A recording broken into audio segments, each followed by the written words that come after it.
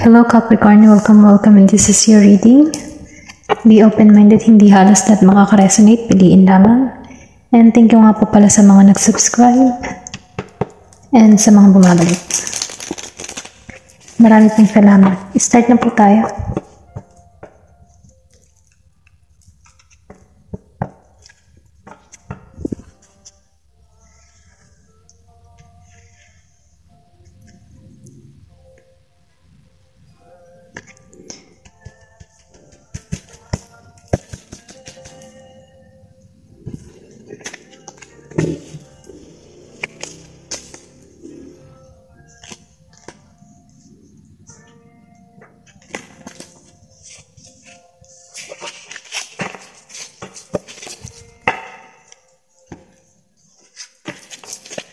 Okay, meron kang 6 of Pentacles upright. Then, High Priestess upright. 10 of Swords reverse. And 5 of Pentacles upright, okay? Nakikitaan ko rito, nakaka-recover ka na, no? Kung meron kang masakit na pangyayari na naranasan sa iyong buhay, andun ka na sa point na nagkakaroon ka na dito ng kaliwanagan. Andun ka sa high press energy na malakas yung intuition mo, na nagkakaroon ka dito ng, alam mo yun, nagkakaroon ka ng sacred knowledge. Kumbaga sa sacred knowledge, nabubuksan ang iyong pang-spiritual, ginigising ka, no? Kumbaga, maybe nagkakaroon ka din ng interest about sa mga spiritual na journey, spiritual journey. Ayun. Then nakikita ko rin dito, yung iba sa inyo malakas kasi yung intuition. Kumbaga nabubuksan yung kaisipan mo. Then nakikita ko rin dito na nagkakaroon ka dito na merong inner voice na humihikayat sa kumbaga sinusunod mo na yung inner voice mo. Kasi yung inner voice na yan, yung nagsasabi kung mapapahama ka ba sa isang lugar o hindi, okay? Kumbaga, yung inner voice mo ay yung nag-uudyok sa'yo, na sinusunod mo na. Kumbaga, hindi ka na nagiging, sabi natin, matigas ang ulo, Kumbaga, yung kutob mo na parang makakabuti para sa'yo, sinusunod mo na, okay? Then, nakikita ko rin dito, meron kasi dito may divine feminine, okay? Sabihin natin kasi sa High Priestess isang divine, kumbaga magical, mystery, kumbaga misteryosa, okay? So, ngayon andun ka sa point na gano'n na kumbaga gising na yung, or mulat ka na sa mga ganyan, sa spiritual, okay? At nagiging aware ka. Ayun. Then, nakikita ko rito may letter B and J. Maybe meron kang person na merong letter na B and J. Then, kung makikita mo dito, sa the High Priestess, kung nakikita mo, para siya nagme-meditate.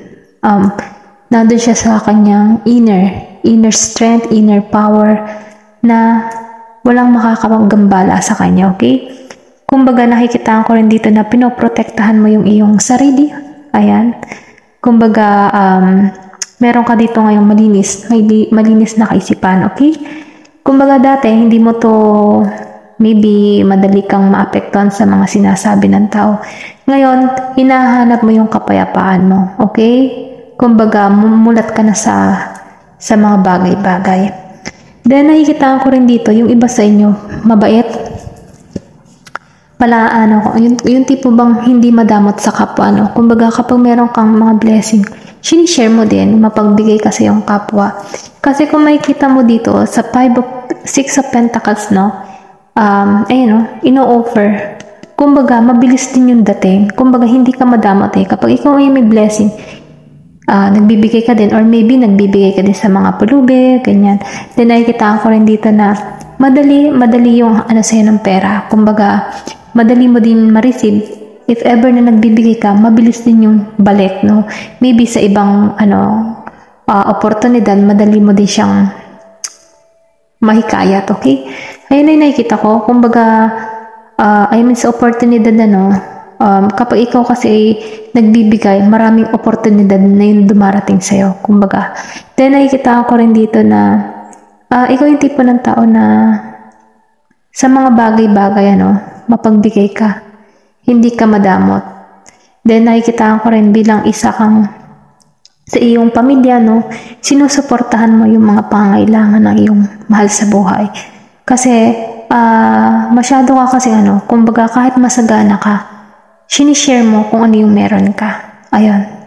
Then iba sa inyo, maybe mahilig hindi karamihan nakikita ko dito yung iba, maybe merong charity na binibigyan, lalo na yung mga tao na malakas yung kita, or pwede rin sabihin na sobra-sobra yung kanyang kabuhayan, masagana. Okay? Meron ako nakikita ditong masagana na tao na nagbibigay sa mga charity. Hindi halos lahat yun yung nakikita ko, dahil doon pinagpapasalamat mo din na ikaw ay blessed sa pang-araw-araw. Then dako tayo sa 10 of Swords reverse, kasi lumabas siya na naka-reverse. Nakikita ko dito kung ikaw man ay sobrang nasaktan dahil lumabas si the High Priestess dito na naka-upright. So ibig sabihin nakaka-recover ka na sa mga problema. Kung ikaw may nasaktan sa pag-ibig mo or kung ano man yung masasakit na karanasan mo, nagkakaroon ka na dito ng recovery para sa iyong sarili. Then nakikita ko rin dito na natatanggap mo na ang iyong sitwasyon. Kumbaga dati nahihirapan ka, parang sarado yung isip mo kasi galit ka. Pero ngayon natatanggap mo na. Kumbaga nangyayari dito kasi nabubuksan yung spiritual mo.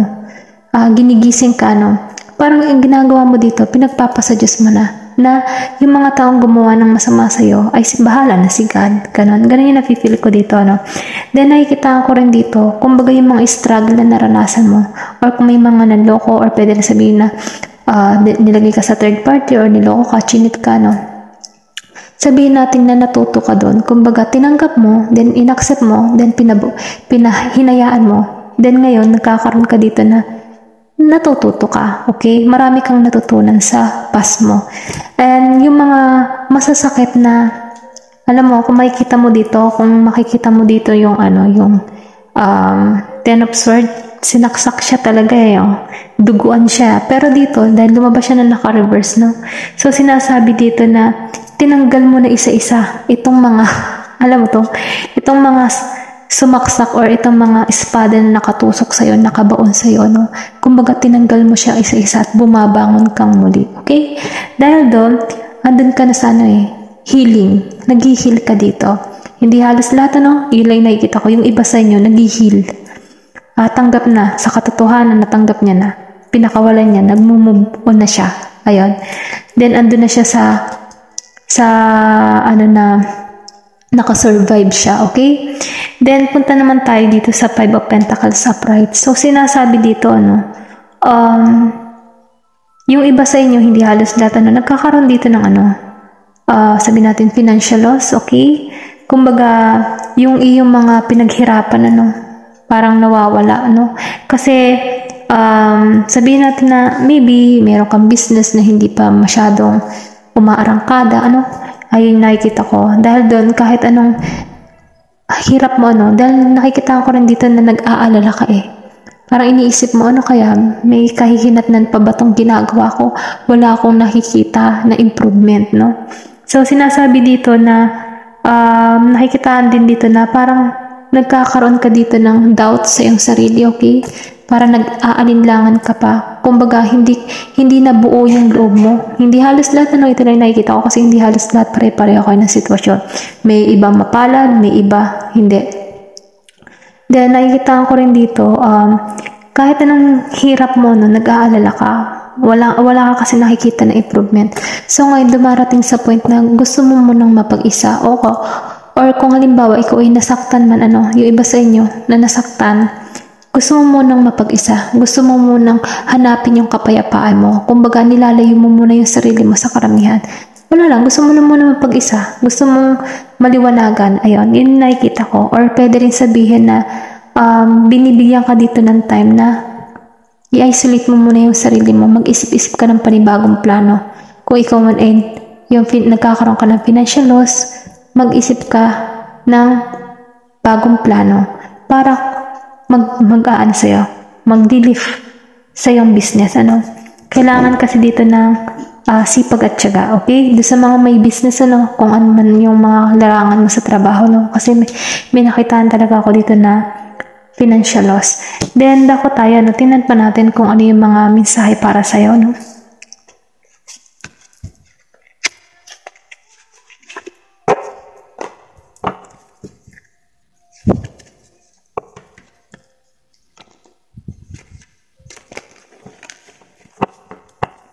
Okay.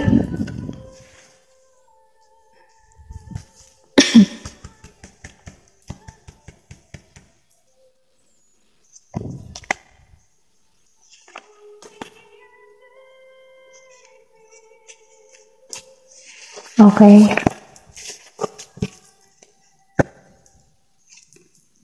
Oh, abundance, abundance. Then impatient. Wala ang kate, kinakagat ako ng lamok. Wait lang ha. Ayan. Complacency, okay? Tumapat siya dito sa complacency, ano? Tapos yung iba masagana. Kung may kita mo dito, complacency, nalagas, nalulungkot, okay? Nalulungkot siya. Kasi may pagkalagas. Kung may kita mo, parang ito din yan eh, no? Parang unting-unting nalalagas yung kanyang pinaghirapan. So ngayon sinasabi dito, no, huwag kang susuko kung ito man yung nararamdaman mo. Kasi minsan sa pagiging nating impatient, kasi ang pag-asenso kasi ay hindi yan biglaan. May oras-oras yan. Kasi maniwala ka na andito si abundance, ano? Or baka naman ito yung nararanasan mo, nahihirapan ka sa sitwasyon, pero basta nabuksan yung kaisipan mo at magkaroon ka ng magandang plano, dito ka patungo. Sinasabi lang dito na huwag kang magmadali. Kailangan ng mahabang pasensya ang pag-unlad, okay? Then nakikita ko rin dito na binibigyan ka naman dito ng gabay, ginagabayan ka naman dito kung ano man yung gusto mo mangyari sa iyong buhay. Ano? Kumbaga, makinig ka sa inner voice mo. Kumbaga, inuutusan ka dito na huwag ka masyadong magmadali. Magplano ka ng panibagong diskarte or mag-research ka or kung ano man yung mga ginagawa mo, ano? Kailangan mo kumbaga, lagyan mo ng konting flavor yung mga ginagawa mo, no? Para nang sa ganun, magkaroon ka ng attract sa iyong customer or sa anong pamang larangan ng iyong ginagawa, no? Kailangan mo daw pag-isipan ng maigi at kailangan din ng mahabang proseso kasi kailangan mo maging patient. Kasi nangyayari dito, nagiging kang impatient. Sabihin natin, nagiging kang padalos-dalos. Gusto mo agad may magandang resulta. Kunyari, kasi simula pa lamang sa trabaho, no? Gusto mo agad may maganda agad kahihinatnan. Pero hindi kasi ganun yun. Para maging matagumpay ka sa iyong ginagawa, kailangan mo talaga ng mahabang pasensya. Okay? Pero sinasabi lang dito na huwag kang susuko. Kasi nakita ko dito ang abundance. May parating talagang gantimpala para sa'yo, no? Kung ikaw man ay narito sa point na ito na nahihirapan ka, huwag kang susuko. Kailangan mo na maging patient dahil ito yung naghihintay sa'yo. Maybe, kaya din lumabas din itong Six of Pentacles, baka dito ka papunta, no? Yung pagiging wealthy. Pero ganun pa man, kailangan lang ng tiyaga. Okay? Tiyaga. Huwag kang susuko. Dahil ang blessings ay parating din sa'yo, okay? Yun lamang, ano? Thank you for watching. And love and peace.